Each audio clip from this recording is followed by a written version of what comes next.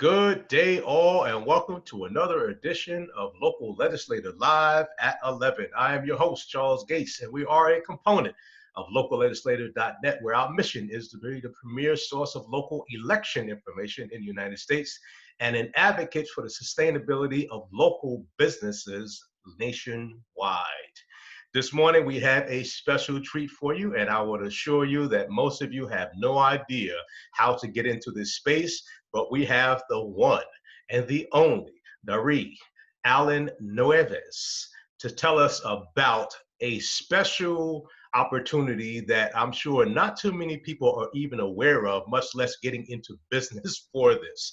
She is an entrepreneur, podcaster, and African American female voice talent.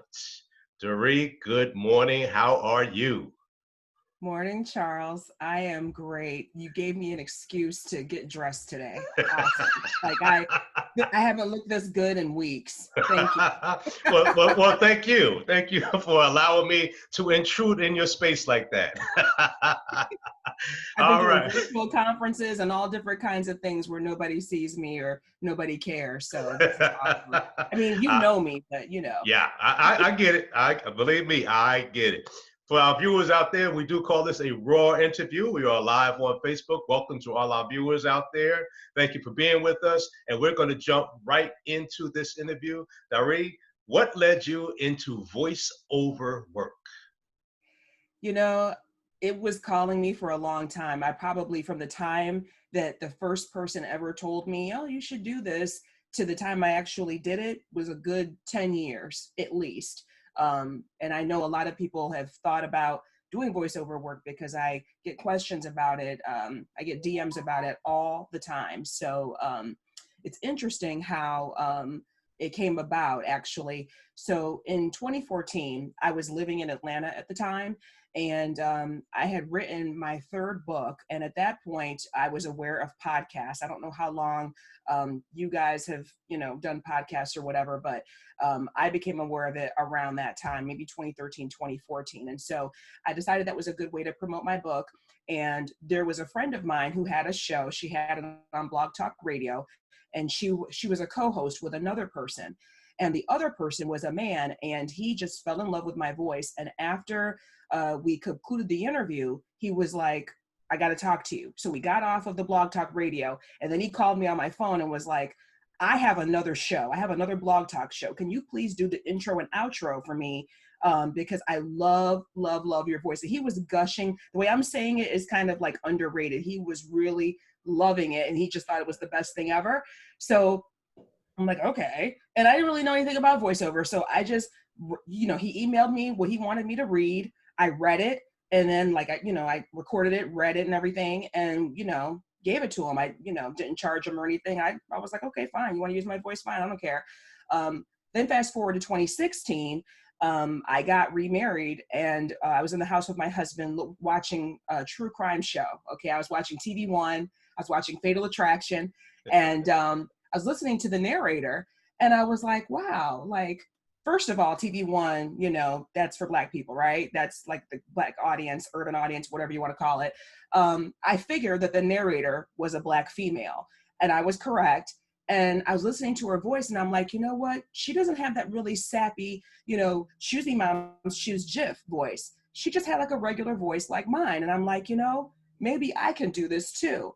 And, fast forward another year, I actually went to a voiceover conference, and I met this woman. And, we took pictures, and it was just so exciting. I was fanning out.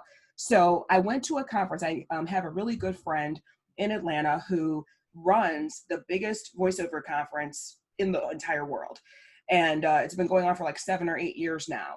But I hadn't really done anything with it. So I said, okay, I'm going to go to your conference. Went to the conference, learned about coaching, learned about demos, learned about technique, learned all the different things I needed to learn, started to network with a lot of people in person as well as in Facebook groups about voiceover. And then lo and behold, here I am, slowly but surely moving along. And so it's really interesting how that whole story unfolded. That's kind of like a quick summary of it. But what I tell people that want to get into it just initially is, start, taking classes, watch YouTube videos, join groups and network with people that do it so that you can kind of get an idea of what the industry is about before you just jump in. So, yeah, that's my story. Hmm. Now, to our viewers out there that may not be aware of what a voiceover is, what exactly is voiceover? Voiceover is when you hear a voice that you don't see, usually over video, not always, because we have radio commercials. So it's like an unseen announcer. It could be a character in a TV show like Grey's Anatomy where the character is there, but you don't see them moving their mouth talking. It's just something that you hear their thoughts while the acting is taking place. And voiceovers are used to inform, educate, entertain people, of course, to sell you things, and to add subtext to visuals that you will see on screen. So that's what voiceovers are. You know what's so interesting about that? And why I wanted to really have you as a guest for so long is because I have been asked to do intros for podcasts, for blogs, well, vlogs rather. And I've been asked, well, Charles, can you do the intro for this because you're so exciting and yeah. And I was just like, yo, sure, no problem. I never in my wildest dreams thought of doing this for a business. But I think of voiceovers, I'm thinking of Mickey Mouse on Steamboat, on that steamboat. And someone speaking for the cartoon character. And I know I may seem naive, but if you're watching this, I know some of you are thinking the same thing. Yeah. Well, let me ask you, what types of, that's why we call these raw interviews, because we can just go for it. Now, what types of media can benefit from voiceovers? Is it exclusively TV and radio, or is it other businesses? No, and it's not just the cartoons and Mickey Mouse and all that either. There's so much to it. Like I said, you've got a TV, maybe TV dramas, movies, of course, commercials, but you also hear VO pretty much every day. There's corporate video, there's e-learning, especially those of us that still have a 9-to-5 job and have to do training. There's explainer videos, there's audiobooks, documentaries, video games, and then think about your digital devices. If you have Alexa or Google Home, if you take public transportation, you're going to hear voiceover. If you go to a museum and you put on the headphones and you press the button, you'll hear voiceover. It's everywhere. It's everywhere. Wow, I never. That's some of those things that you don't even give a second. Well, most of us don't even give a second thought. When you said museums, I'm thinking before COVID, we went to the aquarium and we were listening to this stuff and explaining it. I never thought about the person not being there in person, looking me in the eye and explaining this. They're not there. They're just telling you stuff Yep, for they millions of read it people. once and it's used and used and used. Basically, we're licensing our voices in those cases to be used on an ongoing basis in those forums, and there's more examples than that, but that's a lot right there. That is so interesting. Now, how does your background in technical writing help you in this space? Yeah, I have been a technical writer for 21 years with the same company the entire time. So I am somewhat of a unicorn, Charles. I am a serious unicorn. I'm Generation X. Nobody in my generation, I think, that I know of has stayed with one employer that long. So yes, I will happily take that title. And because of my extensive background with editing and writing and grammar and all of that, I find myself kind of silently correcting people's grammar all the time. I don't even like to send text messages with errors. I like to, that's just kind of how I am. And so when, of course, with voiceover, you're not memorizing anything. You're a voice actor, but you don't have to memorize the lines. You're reading the copy. And so I'm silently kind of editing some of that script copy that I read for auditions and booked work. And what I find is that oftentimes there are very, honest errors that come about because someone has missed a comma or a word that is spelled correctly is used incorrectly in a sentence. And so that helps me as far as spotting errors. Of course, anytime that you write anything, no matter what kind of writing it is, if you read it aloud, you're going to automatically pick up where there's issues because you're reading it aloud, and things sound different to the ear than when you're reading it with your eye. So I make those educated suggestions and substitutions on the fly during sessions. I had a 3-hour session, like I'm not exaggerating, 3 hours with one client yesterday. And I'm surprised I have a voice today, but there were quite a few things that we had to switch and make changes to on the fly there. So that was really helpful for me to be able to assist with that. That is so interesting. Now, when you do your voiceover work, does a company have to rent a studio for you? No, they can at their option. So there's kind of like a pre-COVID story and a COVID story now that we're in this new era. So yeah, you can absolutely record in a studio. Pre-COVID, that was an expense that was sometimes the talent's responsibility and sometimes the client's responsibility. So when you're doing voiceovers, most often you're going to have to audition for the part, not always, but most often you will. And when you do, sometimes the client will say in the audition, either you must have a home studio, or let us know if there's local studios to you, or come to our studio, you must be willing to travel to our studio. So people, I don't think, are as strict now with COVID and everything. We understand that there's a lot of people who may not want to be in a studio near equipment that other people have been touching or whatever have you. And that's why home studios are so important. I started off in the beginning with a home studio that I just made from a closet in my room, one of my empty bedrooms that I had that I turned into an office. So I just made a closet. I put a whole lot of stuff in it, not just clothes, but also blankets and other things that are soft that will absorb sound so that I could have a higher quality sound. And really, I started that when I started my podcast in 2015, because also with podcasting, you want to have a good sound. If your sound is poor, it's going to turn people off. And no matter how great your message is, people aren't going to want to listen to even 5 minutes of your show. So I had a little leg up with that. But now everybody's like, oh, I want to do voiceover because I don't have to be physically there. But how do I get my home studio set up? And so it's a great thing that I already had that in place before COVID came to us. It's so interesting. And to our viewers out there, if you like this interview or like to see more like it, make sure you subscribe to our YouTube channel, like us on Facebook, connect with us on Twitter and Instagram, and most importantly, tell us who or what you would like to hear from in the future. We will do our best to get that person or a representative from that organization on the air. And make sure you are checking out our Raw Candidate Series too. There's an election coming up.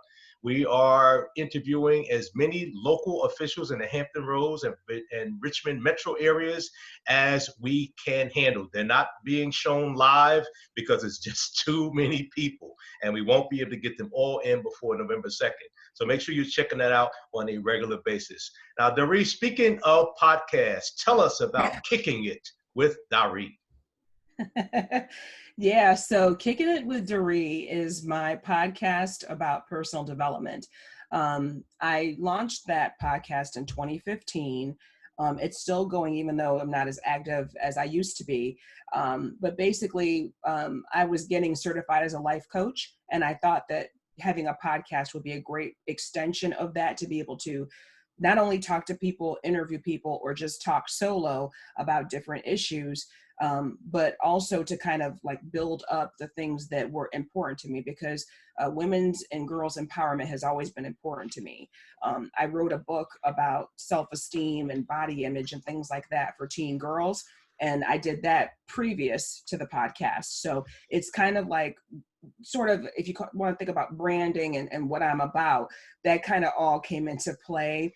And a lot of people start podcasts because of, either hobbies they have or causes that are important to them, or their business. So my show, again, Kicking It with Daree, we talk about trauma, body image, interpersonal issues, conflict, grief, productivity, infertility, letting go. I mean, the list goes on, all these different things that are pretty much evergreen, pretty much things that we all have dealt with or will deal with in life as adults. But I specifically am speaking to females when I'm on the show. Okay. Well, I will tell you from personal experience, even though it is for women, I never comment, but I do listen on a regular basis. And you and, suggested a wonderful speaker to me last year, which she was amazing. Good, good. Well, you know what? I know quite a few of them, so I will be giving them to you periodically as the years go on.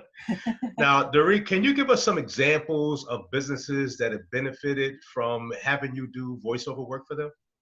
Yes, I'm so glad that I got this question in advance so that I could try to like pull together. So if I'm like, okay, what have I done? You know how people ask you about your accomplishments and you're Oh, like, yeah. it's hard to talk about, like, bigging yourself up and stuff. So here we go. Here's a little short list. Okay. So I worked with the American Heart Association, Huntington Bank, Live Nation, Walmart, NBC Universal, Painting with a Twist, Sleep Outfitters, Rhodey, Modern Mediterranean, FEMA, the Ad Council, and then like many, I do a lot of e-learning for universities as well. So universities like Tulane University, Duquesne, University of Chicago. There's just a lot of University of Pittsburgh, which is my birthplace. So I'm very blessed to be able to be slowly building these big names. And I've also worked with names that you may not have heard of as well. It's not like I'm ranking them, but a lot of people, when they ask, oh, you do voiceover, so where have I heard you? They automatically think that, I've been on TV or something like that. And there's just, as I explained earlier, there's just so much, it's just such a broad spectrum of areas where you're obviously not seen, but you don't necessarily have to be heard by the masses in order to make money. Hmm, that is so interesting. Now, how can someone learn more about what it takes to start a voiceover business? Yes. So here's what I do, as I alluded to in the beginning, more than alluded to. Um, I actually ended up doing a series of, I think, maybe 12 weekly Facebook Lives at the end of 2019. And then I launched a course, like, I think I didn't know it was going to be this, but it ended up being the very first day of our national quarantine. Had no clue that that was what it was going to be, but that's what it ended up being. And it's so interesting because people with COVID were like, whether they lost their jobs or not, are looking for things that they can do to make money at home. So I guess it is fitting. But I created a resource guide about voiceover that kind of has, it really is a resource guide. It has all these different links about, coaching and blogs and, how do you get started and all that. And so I can share these links with you, I guess afterwards, but if you want to write it down, it's bit.ly/Daree voiceover resource. I refer to that guide often in my free YouTube series. There's a playlist on my YouTube channel that's called VO Mentor. The YouTube channel name is Kicking It with Daree. There's no G, just Kicking It. And so you should be able to find that easily, but I refer to that resource guide often because there's various topics I talk about. I talk about talent agents, I talk about making demos, I talk about all these different things, conferences. And so it's like wherever, people are interested in, they can get a link there as well. And then, as I mentioned, I launched a voiceover e-learning course in March, and it's called Vocality. And that's available on Teachable, but I can give you that link offline, because if I give you too many links, it's going to be like, what did she say? It's like too much, it's overload. So I created basically several resources, most of them free, so that people can kind of get an idea. And then, of course, if they want to talk with me one-on-one and like have an actual consultation, we're talking for 30 minutes or more about something specific to them, because maybe they've watched things and they have more questions, or they don't want to watch, they just want to have that one-on-one, then they can do consults with me as well.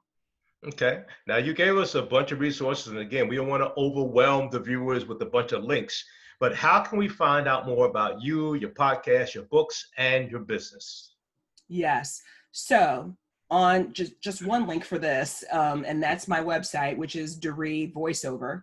Very simple. DareeVoiceover.com. If you want to find me on social media, welcome to follow me, connect with me on LinkedIn, Facebook, Twitter, or Instagram. And that is my name as well, Daree Allen. Just like that, just simple everywhere. And Two Daree, handles. how do you spell your name? Daree is Daree, Okay, and we don't want. Allen is Allen. I don't use Nieves professionally, so Nieves is not there. Okay, great. Just wanted to clarify that clarity is cash, as we say in the Yes, business. Well, yes, thank you so much, Daree, for being here with us. Thank you for kicking it with us today. of And course, of course. to our viewers out there, we hope you enjoyed this session of Local Legislator Live at 11. Like the Reeves podcast, we don't come on every day, but we do come on at least 2 or 3 days out the weekend. We will be live here at 11 on Facebook Live. Again, check out our Raw interview series, and we will be live tomorrow morning at 11 o'clock with Admiral T-Ball Hayden from the Starbase Victory Project out of Portsmouth. You don't want to miss that because this gentleman is the epitome of interesting, not to mention his backstory. And remember to check out our Raw interview series with the candidates. We will be posting those as we do them. If we do them in the morning, they will be posted within 24 hours. That much we do promise you. And we have a lot of them we're about to post. In fact, I just did one this morning before this one. Again, thank you so much for being here. Daree Allen Nieves, thank you so much, and Godspeed in everything that you do from here on out. And to our viewers out there, remember, we're not global, we are local. Local Legislator Live at 11. I am your host, Charles Gates, signing out until next time.